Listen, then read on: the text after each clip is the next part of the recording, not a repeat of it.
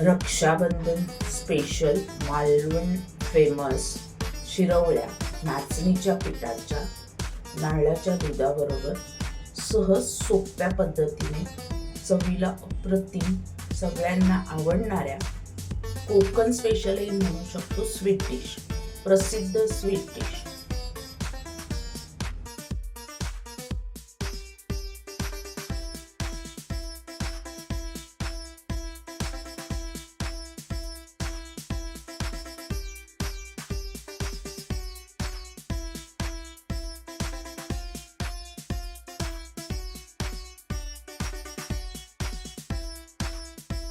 त्या शिरवण्यासाठी आपल्याला लागणारे खोबरं, एक अख्खा नारळ घेतलाय, गूळ आवडीनुसार, केशर, तुम्ही रंगासाठी आणि फ्लेवरसाठी पण ऑप्शनल आहे, हळद घेऊ शकता, हळदच घेतात, जिरं अर्धा चमचा. आता हे ना मिक्सरला गरगरीत वाटून घ्यायचं आहे आणि त्याचं दूध काढायचं आहे, कारण शिरवळ्या दूध, नारळाचं दूध हे मी नंतर मिक्स करते.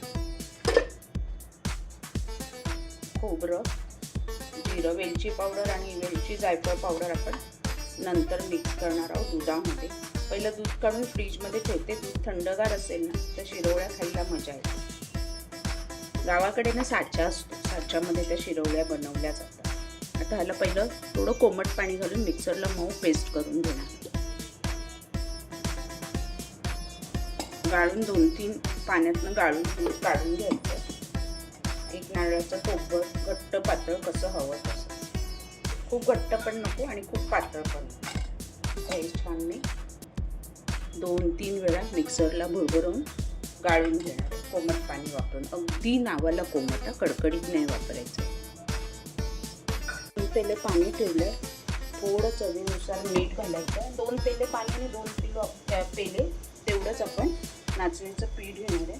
एक छोटा चमचा तुपाने स्वाद चांगला येतो, पीठ चांगलं मिळून येतं आणि चांगली उकळी आल्यानंतर आपण पीठ सोडणार आहे. मोदकाची उकड काढतो तसंच सेम टू सेम, काही जास्त झंझट नाही.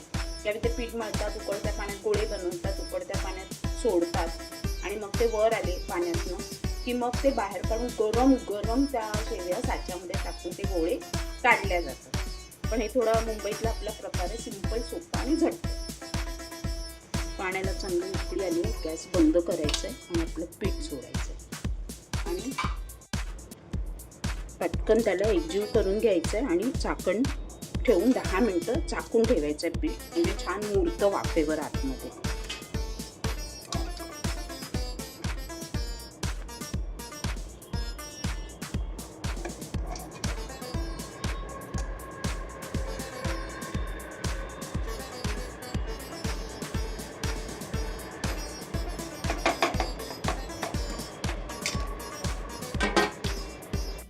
काढून घेऊया आणि छान त्याला थंड पाण्याचा हात लावून आपल्याला मळून घ्यायचं. मोदकाची उकड जशी मळतो तसंच ह्याच कढईत पाणी घ्यायचं आणि थंड पाण्याचा हात लावून मी ती छान अशी मळून घेणार आहे. हात ओला करायचा, थोडं थोडं मळून घेऊया. गरम आहे, तेलाच्या मागच्या बाजूने रगडून घेतलं तरी चालेल, गरम असल्यामुळे छान ते गुठळ्या राहत नाहीत. आता ह्याला ना मळताना छानपैकी पाण्याचा हात लावून लुसलुशीत एक 10-15 मिनटं जेवढं मळाल ना तेवढ्या शेवया मॉइस्ट मस्त होतात आणि आपण शेवयाच्या गाळणीने जेव्हा गाळतो ना साच्याने तेव्हा त्या गाळल्या पण चांगल्या जातात. आता मी हे मळून घेते, पहिलं गरम आहे.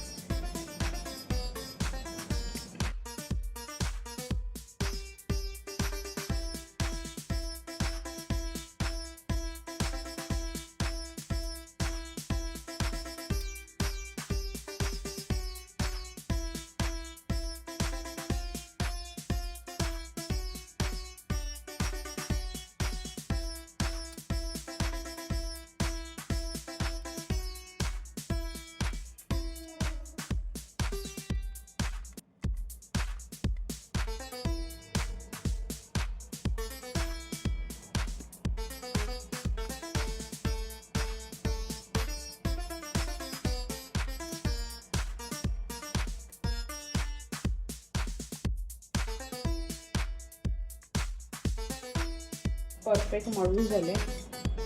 चाळणी शेवाची बारीक नाही जास्त घ्यायची आणि जास्त जाड पण नाही. बारीकच असतात त्या शेवया, पण गाळणीच्या चकलीच्या साच्यामध्ये आपल्याला ह्याच्यापेक्षा बारीक चाळणी मिळत नाही. म्हणजे मिळाली तर बघा. आता ह्याला ना आतमधनं तूप लावून घेऊया आणि मग पीठ आपल्याला साच्यात बसेल एवढं भरायचं. तुपाला पण पिठाचा हात लावून आणि हळदीच्या पानावर आपण शेवया गाळणार आहोत आणि त्या शेवयांना परत 10 मिनिटं आपण स्टीम करणार.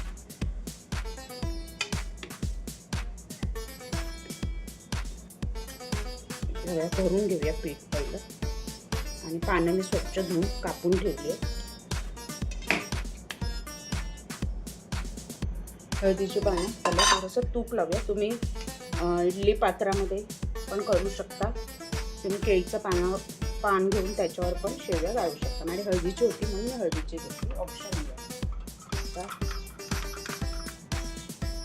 एका पानावर छान असं किती बसतील त्याप्रमाणे तेवढे गाळून घ्या. एकीकडे मी स्टीमर ठेवला आहे.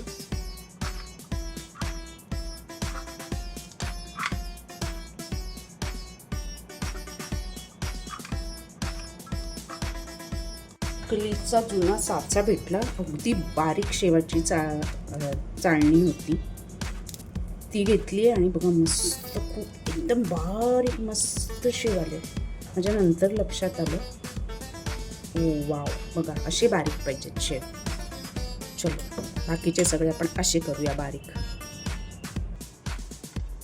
आधीच छान असं उकळत ठेवलं पाणी आणि 10 मिनिटं आपल्याला त्याला वाफ काढून घ्यायची. गोल वितळेपर्यंत दूध आपण फ्रीजमध्ये ठेवलंय. आता झाकून ठेवलं. अजून एक मध्ये बसेल. जास्त स्टीम द्यायची गरज नाही. 10 मिनिटांनी बघा परफेक्ट झालं. रंग पण मस्त आला नाचणीचा. एक परत 5 मिनिटं थोडी वाफ मुरायला ठेवायचं. नंतर ते बाहेर काढायचे. मग दुसरा लॉट आपण टाकणार. तयार आहेत नाचणीच्या शेवया. तर दुधात मिक्स करून खायचे आहेत आपल्याला गरम गरम. काढून घेऊया आता. थोडं गरम आहे. फलिता वगैरे असं काहीतरी